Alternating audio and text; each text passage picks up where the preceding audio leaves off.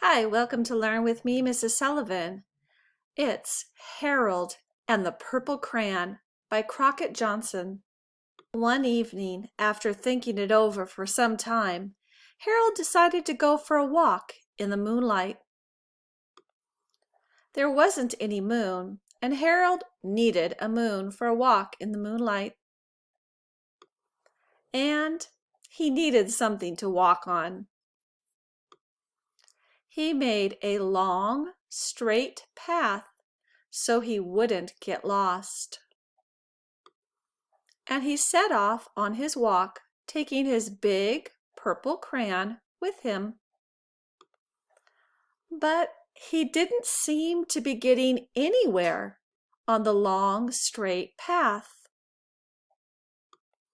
So he left the path for a shortcut across a field, and the moon went with him. The shortcut led right to where Harold thought a forest ought to be. He didn't want to get lost in the woods, so he made a very small forest with just one tree in it. It turned out to be an apple tree. The apples would be very tasty, Harold thought, when they got red. So he put a frightening dragon under the tree to guard the apples. It was a terribly frightening dragon. It even frightened Harold. He backed away. His hand holding the purple crayon shook. Suddenly, he realized what was happening. But by then, Harold was over his head in an ocean. He came up thinking fast. And in no time, he was climbing aboard a trim little boat. He quickly set sail, and the moon sailed along with him. After he had sailed long enough, Harold made land without much trouble. He stepped ashore on the beach, wondering where he was. The sandy beach reminded Harold of picnics, and the thought of picnics made him hungry.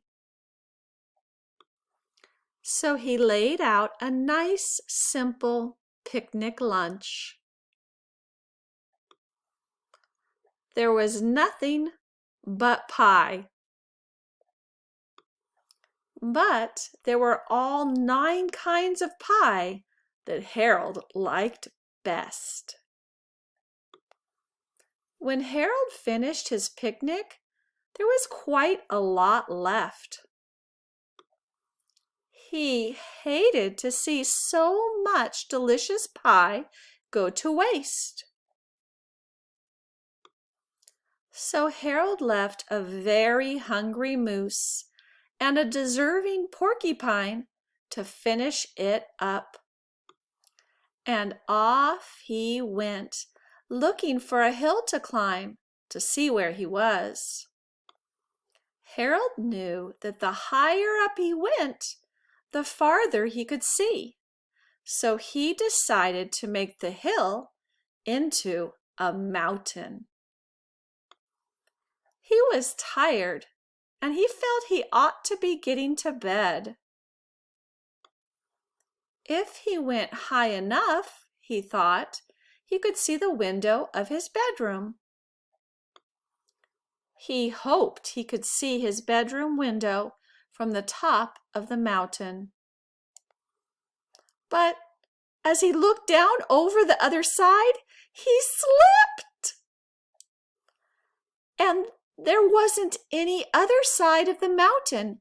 He was falling in thin air. But luckily, he kept his wits and his purple crayon.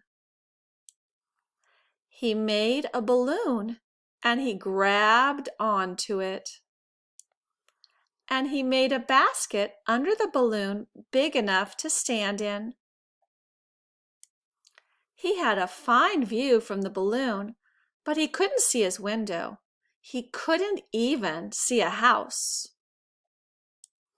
So he made a house with windows. And he landed the balloon on the grass in the front yard. None of the windows was his window.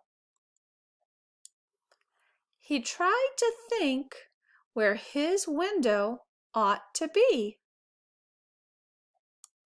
He made a big building full of windows. He made lots of buildings full of windows. He made a whole city full of windows. But none of the windows was his window. He couldn't think where it might be. He decided to ask a policeman. The policeman pointed the way Harold was going anyway, but Harold thanked him. And he walked along with the moon, wishing he was in his room and in bed.